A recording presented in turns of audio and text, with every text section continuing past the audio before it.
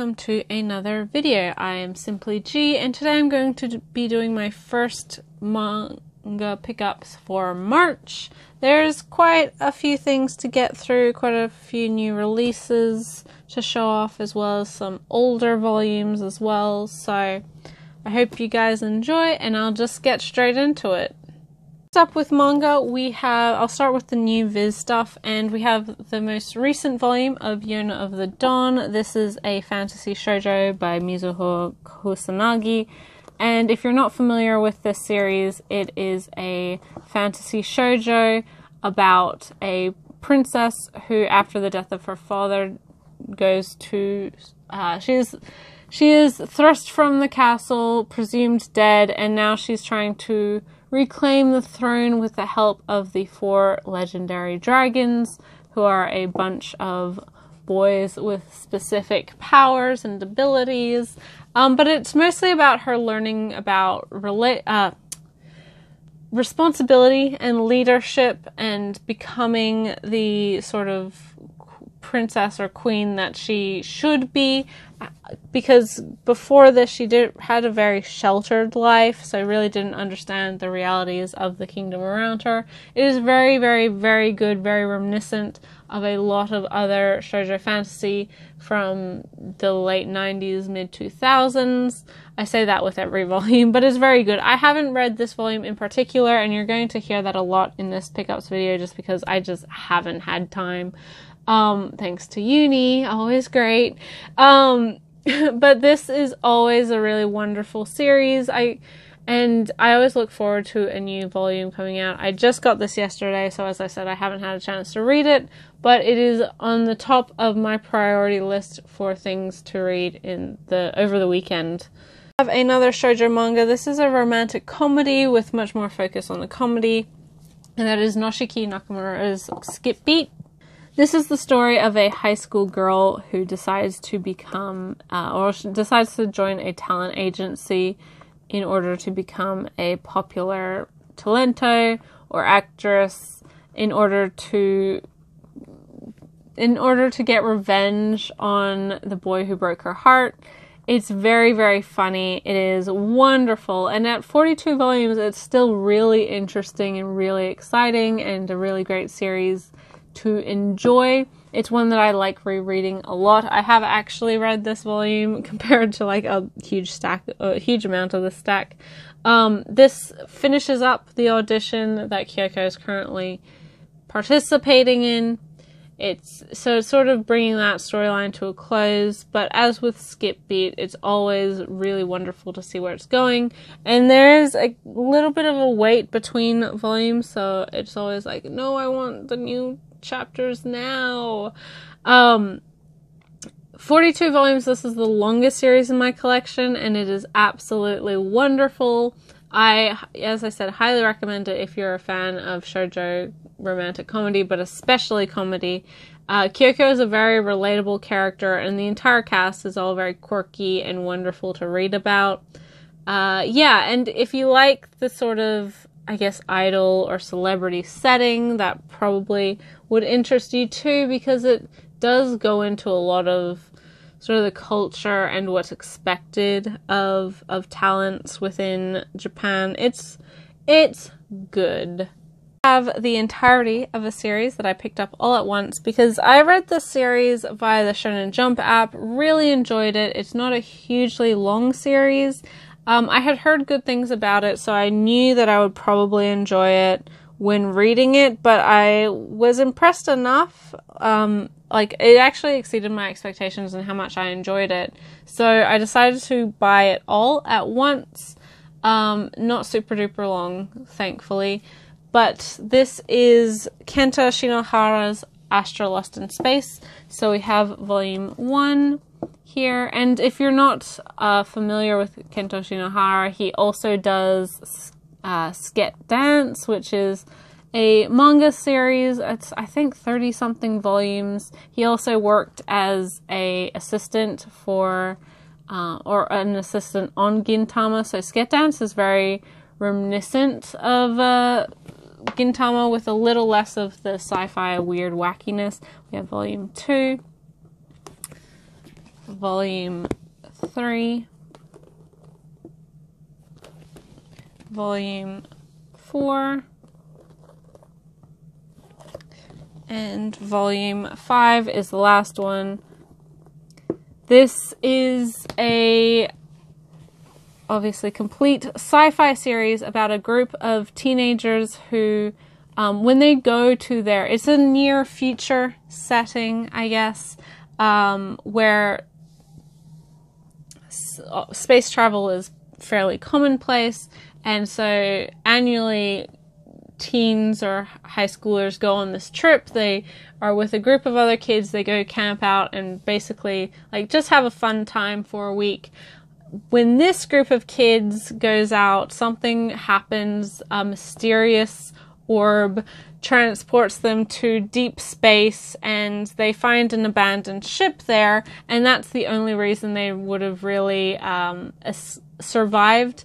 And so it's this, when they get on the ship, they've realized that somebody messed with the communications system, so they can't actually call for help.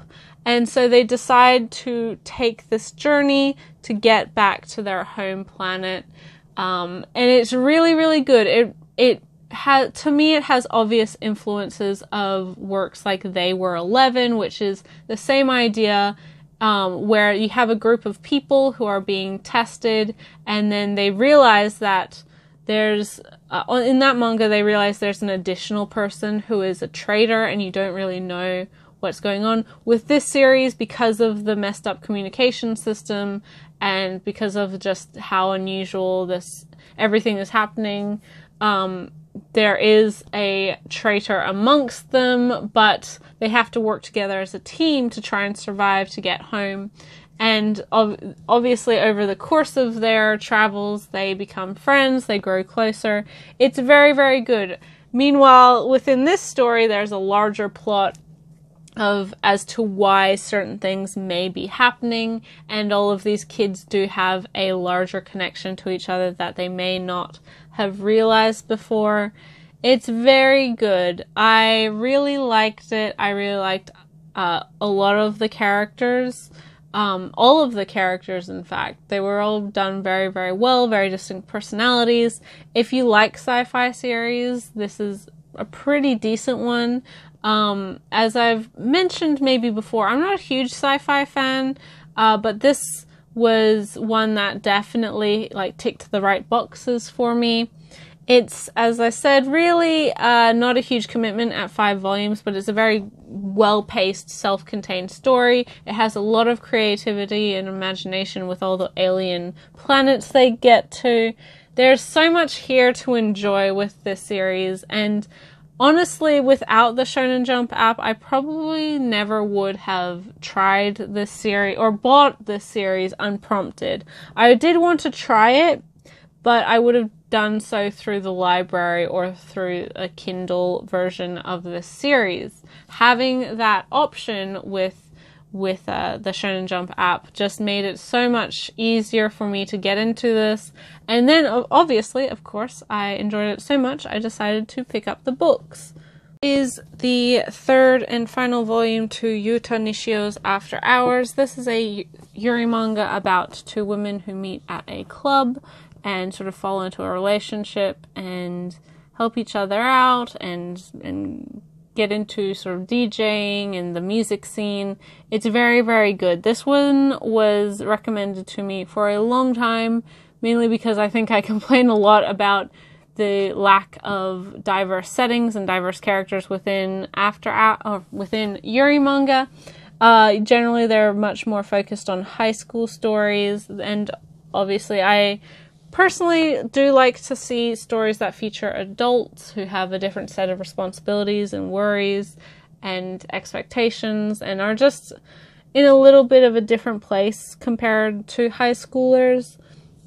This one did not disappoint. I really liked how this third volume especially sort of broke down this idea of how people who seem to have their life together, who seem to have all the answers, really don't.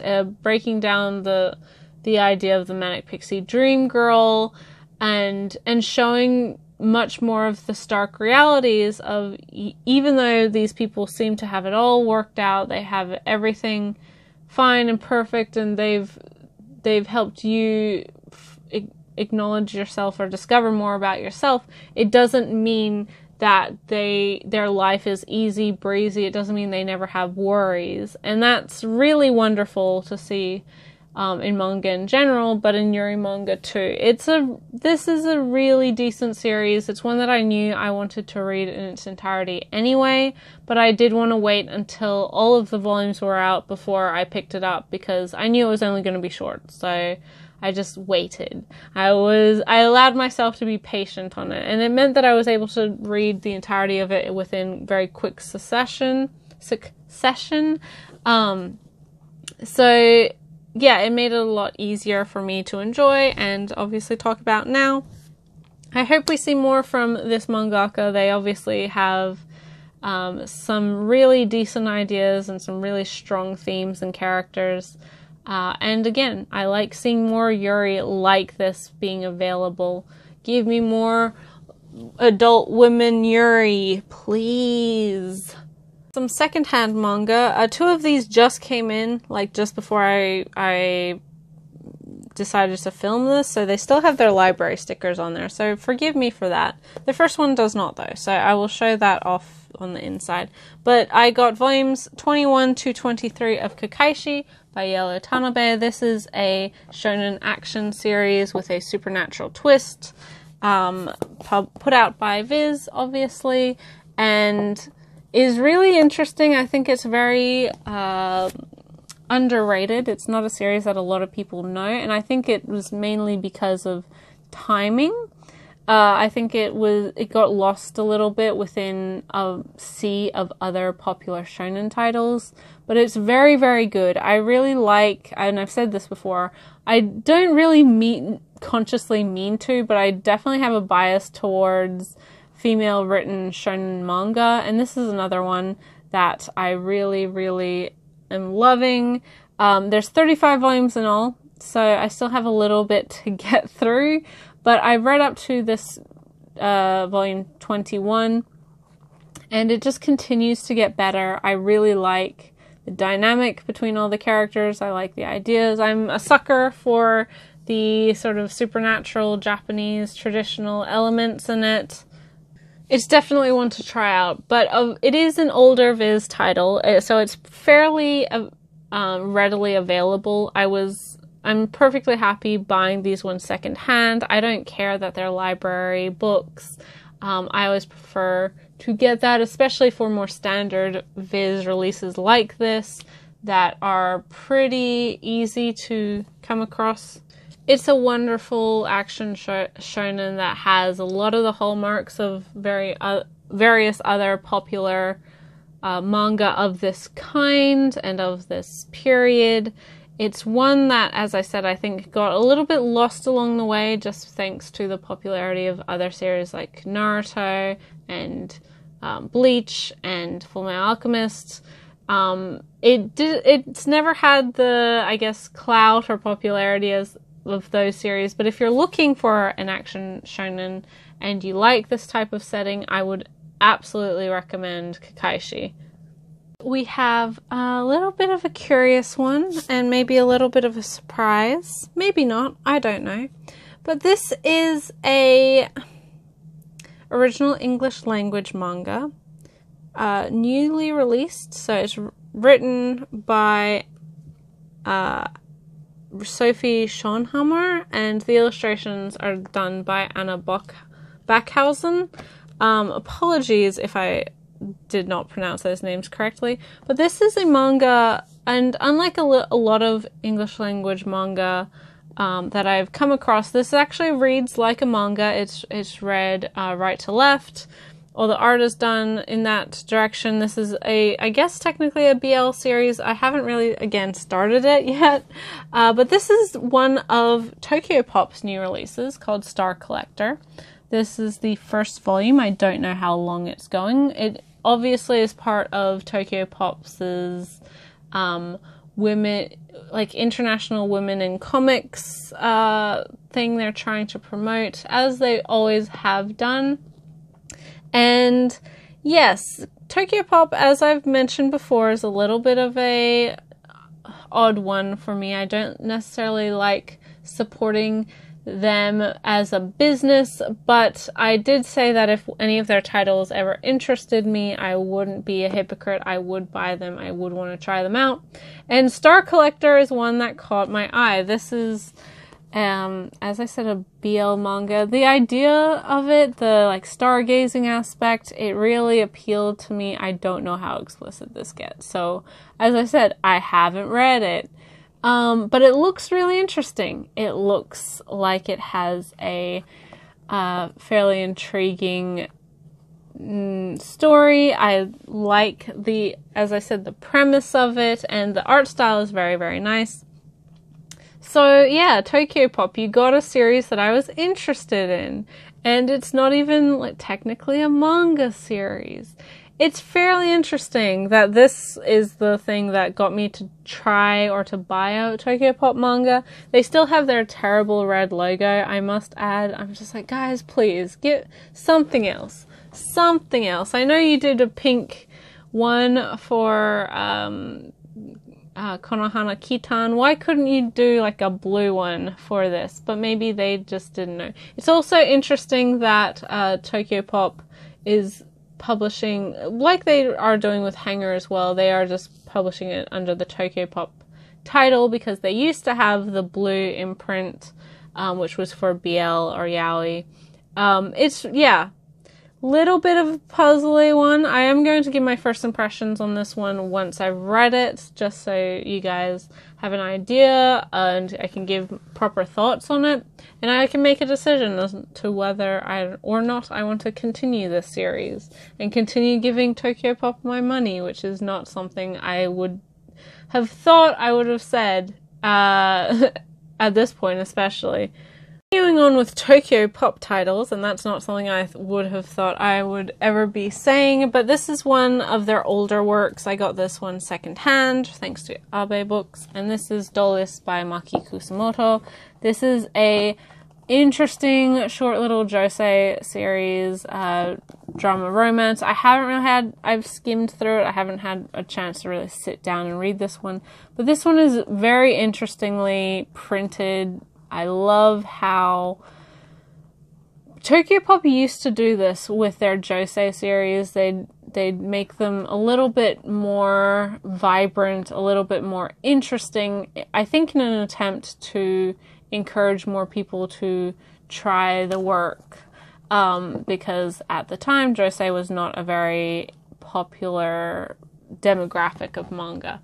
This is one that I'd wanted to get for a long, long time. A couple people have been showing it off recently, which just encouraged me to get it sooner rather than later. I've been waiting for a long time to get this, though. It shipped out very, very slowly to me, as books have tended to do recently, unfortunately. But this is not the easiest manga to hunt down, especially not in the condition of this one. I'm sure you can find secondhand copies around if you're willing to look for them and willing to hunt them down, but I can't in good faith encourage you to check it out, especially sight unseen, and as I haven't really read it yet, I can't really give my thoughts on it as of yet. But it is a really interesting manga. I like this type of josei story as well. It's a little bit darker than some other josei stuff. It reminds me a lot of, although this isn't a josei, I think it's a seinen, but it reminds me of like a Utsubora. So yeah, I'm really excited to just get into this one. It is the first volume of a shorter series that I have been recommended a lot. This especially by Lythus, so if he's watching, he probably knows what this is. I only got the first volume because I just wanted to try it out. Not to say that I do not trust his recommendation. I'm fairly certain I will enjoy this series a lot, But I had a lot more manga this month than I expected, and I bought a lot more than I had planned, so I just didn't really have the money to splurge on this series sight unseen, so I thought getting the first volume would probably be a good bet, and if I enjoy it, I will pick up the next rest of the series, and that is Yui Sakuma's Complex Age, which is a story about a cosplayer who is an adult woman. It is her struggle with trying to reconcile and justify her hobby now that she's getting older, and become obviously like being like a regular working woman, doesn't have isn't expected to by society to keep up with, I guess, quote unquote childish hobbies. Cosplaying, especially within Japan, is definitely seen as something that is not something that normal people do, if that makes sense, or productive members of society. And so, like with a lot of things that are popular with kids and teens, when you get to a certain age, people expect you to stop enjoying them or to stop doing them. I'm sure many people have seen this themselves in their own lives with regards to manga or anime or video games or whatever else, although video games definitely don't have the stigma that something like manga or anime does, or cosplay. It's really interesting to see this sort of conflict and these sorts of characters in manga. I really look forward to reading this one as a 26-year-old as well. I am sort of in this period where people expect you to be working full-time, to have a partner, boyfriend, girlfriend, whatever, and to just sort of like settle down, become an adult, not allowed to enjoy the things you once did. And thankfully, I think our society, at least from the Western perspective, is slowly growing away from this, like, ideals of what constitutes being an adult. Thankfully. But yeah, I really look forward to starting this one. I hope I enjoy it. As I said, I've been recommended a lot, and I'm fairly certain I will. But yeah, Complex Age. It's only 6 volumes, I believe, and it's being put out by Kodansha. Probably my most highly anticipated book out of everything that I got in this pickup video, although I, again, haven't read this one. It just came in yesterday, and okay, yesterday I came home from uni. I had dinner, and then I went to sleep. It was like 9:30, and I just conked out. So I legitimately haven't even looked at books. So this is Asumiko Nakamura's Maiden Railways. This is a newish release by Dempa. This book I was so excited for. I love Asumiko's work. I'm really looking forward to the print release of Classmates, which is a BL, so a little bit different. But this is a collection of short stories about different people who travel on trains. And I know that I will love it, so I'm really looking forward to it. I cannot wait. Like with Dempa books, there's always like French flaps and a lot of extra little bonus stuff. I love her art style. I just love everything that she does. Yeah, really excited for this one. It came out in January or early February and has only arrived to me recently, obviously yesterday, so it took so long, and it's a little bit more painful to get Dempa books because they don't qualify for Prime shipping, and they're only available via the Amazon US site. So if I want to buy them as an Australian, I can buy them on the Amazon Australia site, but I still have to pay for like international shipping for it to come to me. Which I did, obviously. I was excited for this book that much that I was willing to pay, like, shipping, which probably cost about the same amount as the book itself. So, yeah, the things I do for my interest in manga, I swear. But yeah, so this was a wonderful book. I really am excited for Dempa releases, and this one, when they first announced it, was my most highly anticipated of their books, as well with Invitation of a Crab. And I haven't been disappointed. As I said, I haven't read this one yet, but I know that I'll enjoy it. So, I mean, there's nothing more for me to say. I will probably give my full thoughts in a separate video on this particular book, because I want to talk more about it, obviously, after I've read it. And yeah, I look forward to more of this type of manga from Dempa in the future. Are some more older volumes, with volume 2 and 3 of With the Light Raising an Autistic Child. This means I now have 7 out of the 8 volumes of this series. If you're not familiar with the series, it is a family drama, sort of educational manga as well, written by Keiko Tobe, released by Yen Press in English. Unfortunately, the series was never completed. Tobe sadly passed away before she was able to finish the series, but it is really wonderful. It's one that is incredibly out of print, although you can buy it digitally, but it's one that I think a lot of people should read, especially if you have an interest in family drama. This follows a mother and her family, but also majorly her oldest son, who has autism, as well as some other developmental disorders, and sort of the problems that they face within society, within not really knowing, other people not really knowing how to treat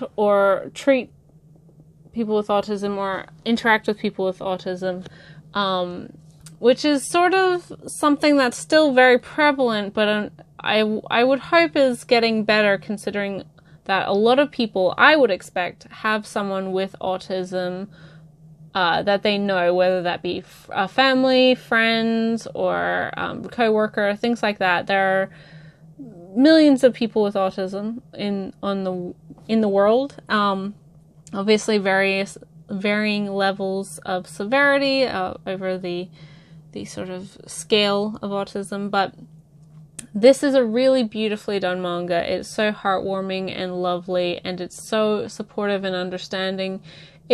As a mother, our main character realizes that her expectations for how her raising a child will have to change, thanks to this, obviously her son not necessarily processing things the same way other children do. But even saying that, she never blames her son for that. She doesn't think that he's better off without autism. She, aside from early on, I think there's a lot more struggle internally that she has, how am I going to do this? She was very afraid of how her husband would react. There's a lot of stuff in this manga. Over the course of the series, her mother-in-law, so her husband's mother, does have a real issue with trying to figure out how to interact with her grandson. She doesn't really think he's, a good kid, and she's quite embarrassed by him. It's really, really well done, and it is such a sad thing that Tobe was never able to finish the series the way she wanted. She did give it a conclusion of sorts, but I can only imagine what the full series would have been like if she had been given the chance.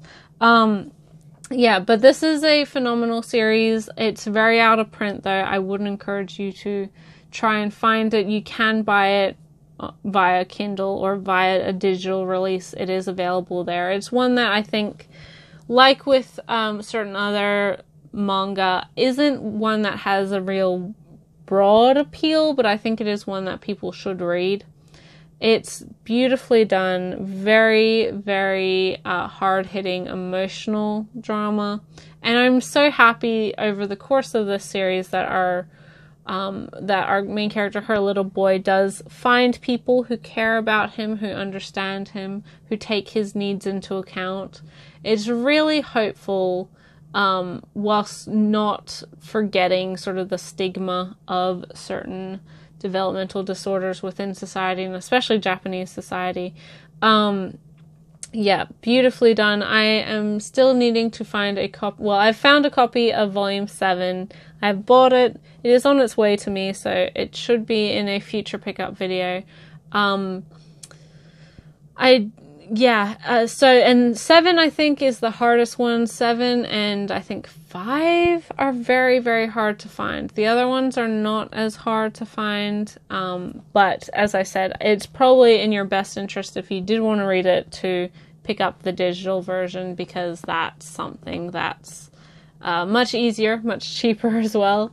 But this is one that I have wanted to finish within my collection and wanted to have in my collection for absolutely years, and I'm so glad that I'm one step closer to that.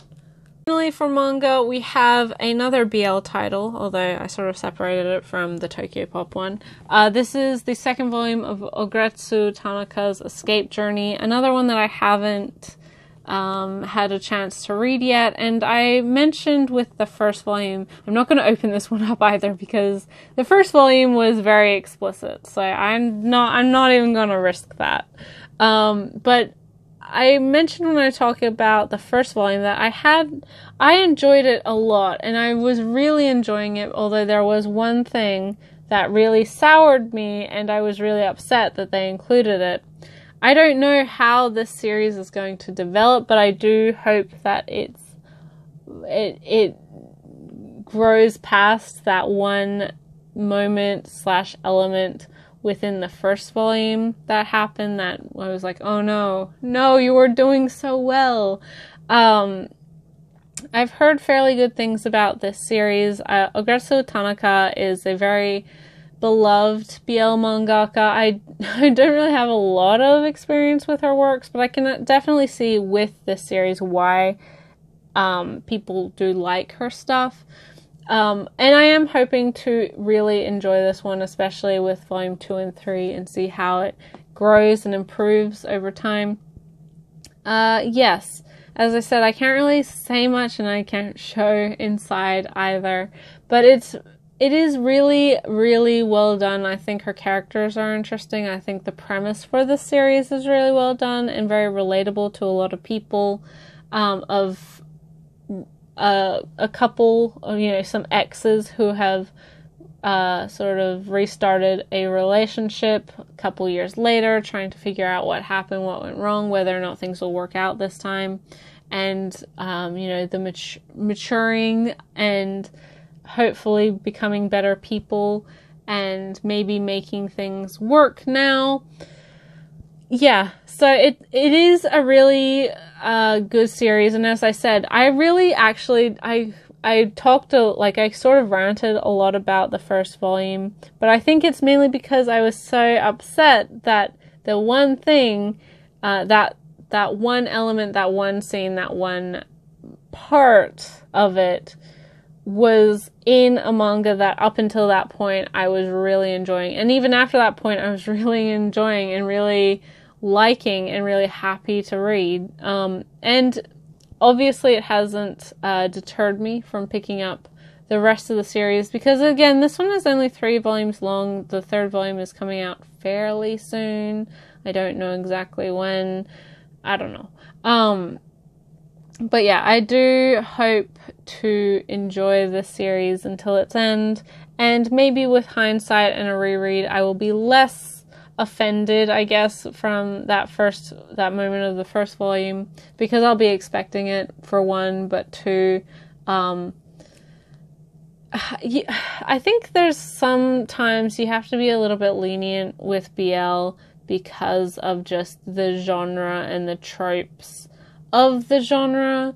I don't hold it to the same standards that I do regular quote-unquote manga, because there are so many things sort of intrinsically ingrained into BL storytelling or yaoi storytelling, so many tropes, problematic tropes that I really dislike. And so I think the level that I put up with in certain BL is higher than I would be in another manga that wasn't BL and wasn't full of, like, generally full of very problematic tropes.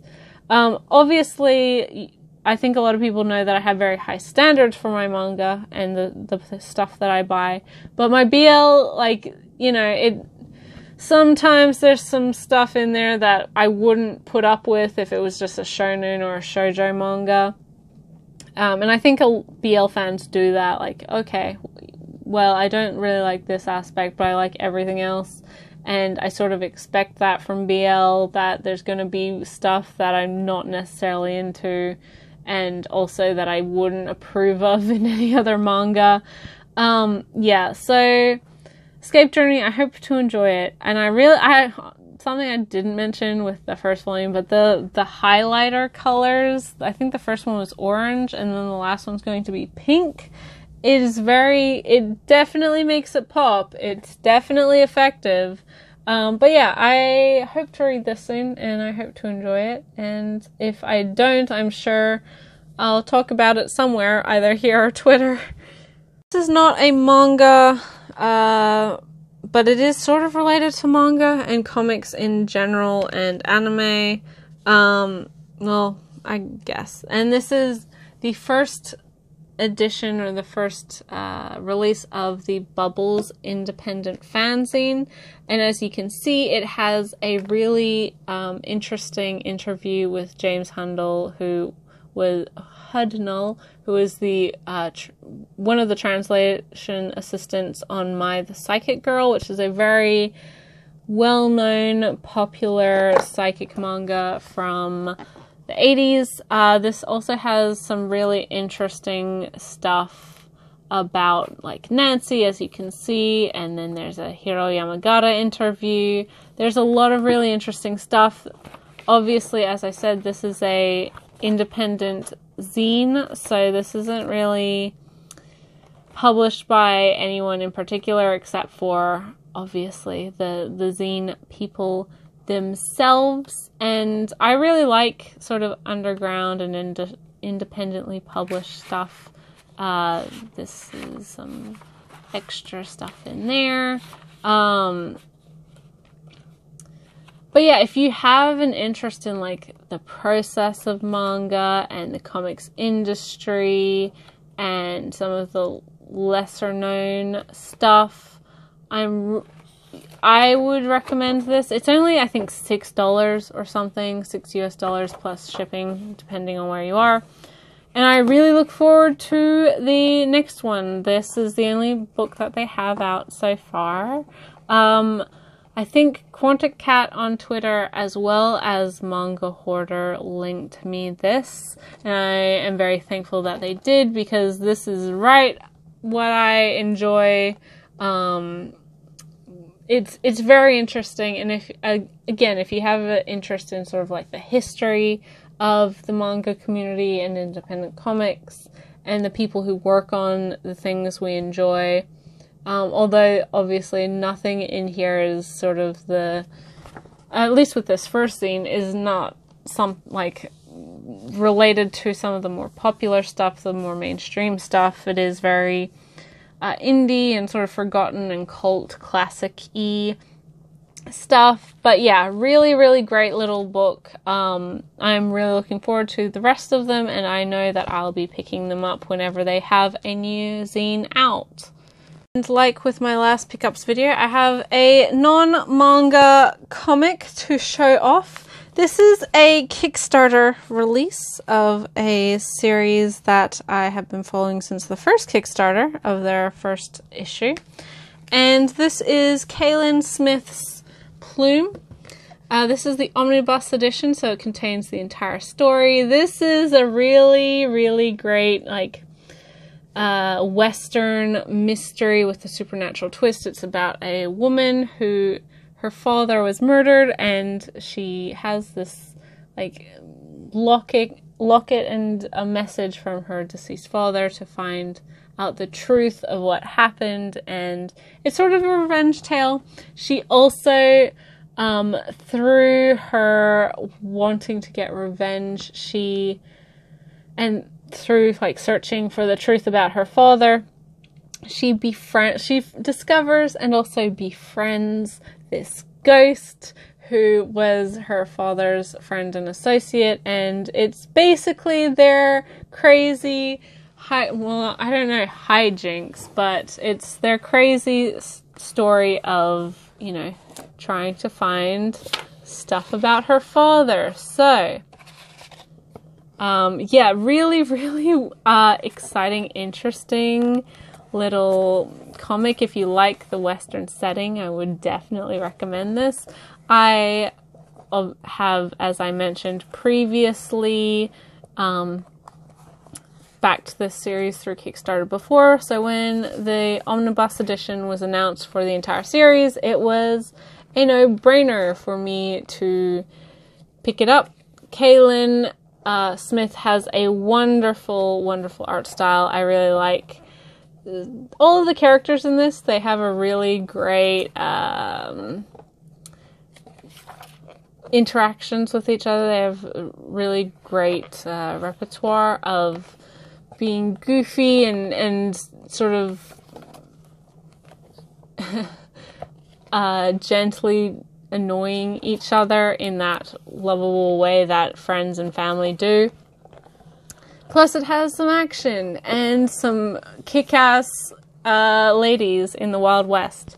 Like with a lot of Kickstarter editions, you get extra stuff, so thank you card and some fake Polaroids, which is cool, and also a letter, which is not, you know, it's a letter from the series itself. It's not written to me. I am not the intended recipient, but I really like, you know, I follow quite a few and support quite a few comics Kickstarters.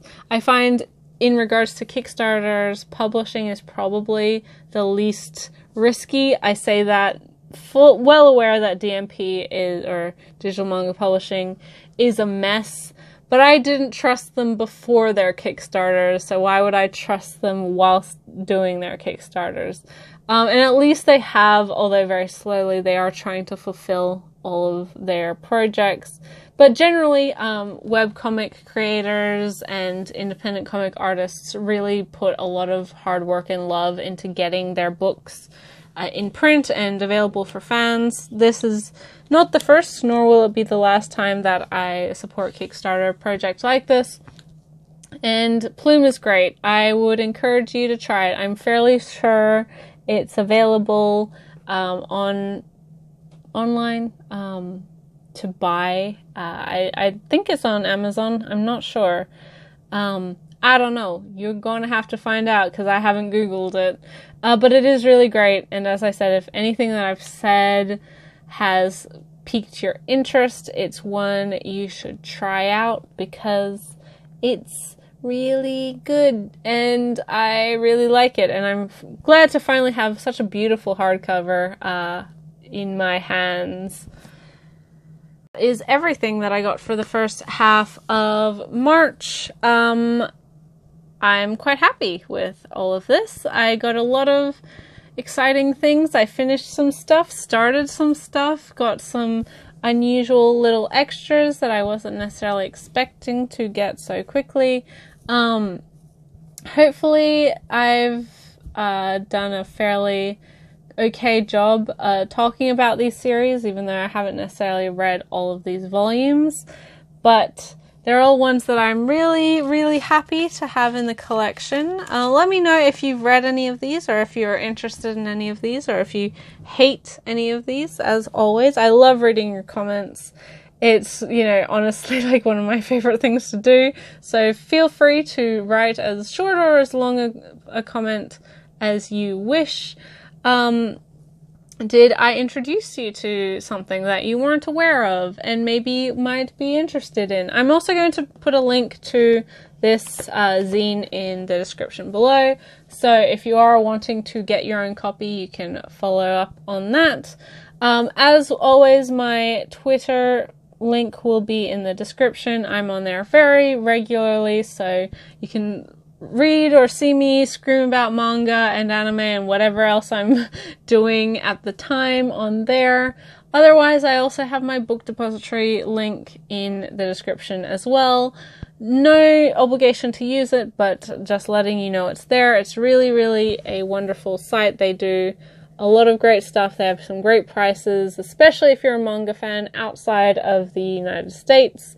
Their shipping is free worldwide, and really probably the best prices you can get, even like comparatively to Australian prices. They're very, very good. They're sometimes even cheaper than just buying books anyway in store or online. So yeah, great option. Plus their staff there and customer service are always really helpful. Otherwise, as always, thank you guys so much for watching. I'll catch you in the next video. Bye till then.